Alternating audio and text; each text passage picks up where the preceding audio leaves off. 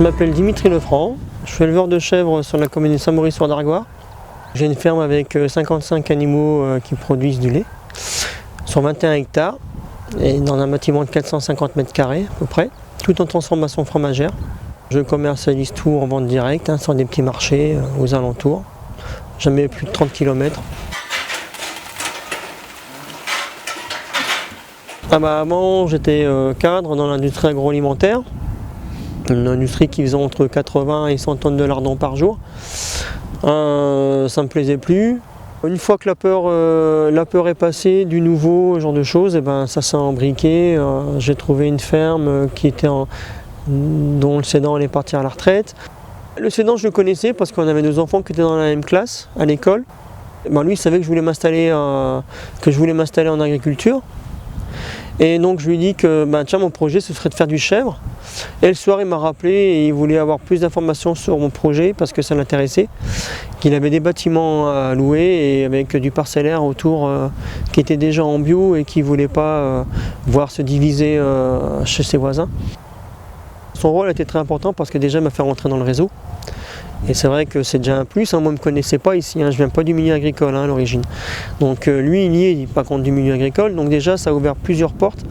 Et surtout ça a évité que d'autres s'enferment, parce que il y avait quand même une pression sur le foncier, un peu dans les monolinés, c'est un peu le cas de partout. Et ça a permis que je ne me fasse pas trop embêter par des voisins qui auraient voulu avoir les terrains à ma place. Et pouvoir réfléchir vraiment moi à mon installation et à ma production, alors que lui s'occupait plutôt de ce genre de problème. Voilà.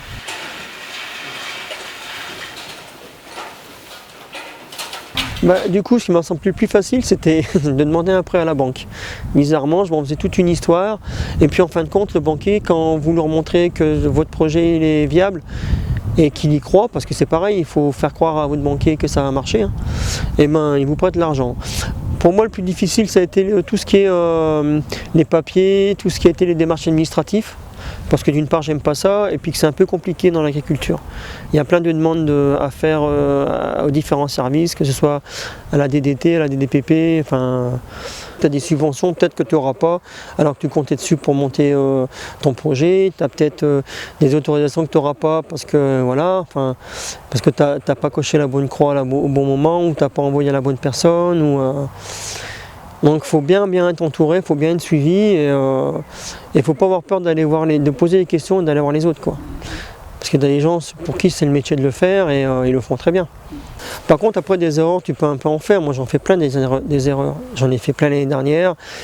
Par contre, ça coûte de l'argent. Et le problème, moi je vais répéter ce que m'a dit un maître de stage une fois, les erreurs, vaut mieux les faire chez les autres, ça coûte moins cher. Et c'est vrai.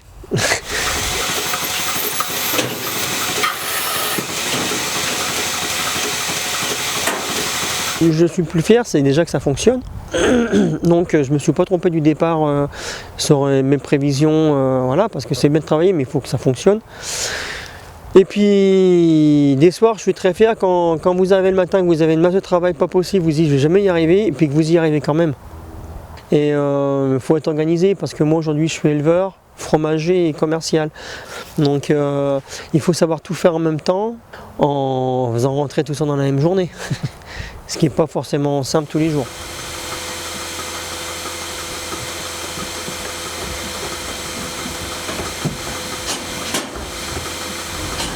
Je serais vraiment très fier dans quelques années, dans 2-3 ans, quand l'entreprise sera en vitesse de croisière, qu'on pourra faire 4 salaires et qu'on pourra avoir du temps libre et un peu des vacances à nous.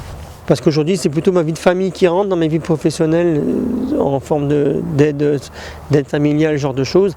Et que j'aimerais bien que dans quelques années, on puisse reprendre un peu les activités qu'on avait avant. C'est-à-dire ne serait-ce que rester un peu plus à la maison avec la famille, c'est bien. Je pourrais avoir un troupeau de 200 chèvres si j'en avais envie, parce que je suis convaincu que j'arriverai à vendre tous les fromages. Moi, je n'ai pas quitté l'industrie alimentaire pour faire une grosse entreprise. Je veux simplement une entreprise qui me permette de vivre moi et puis faire vivre un peu la région.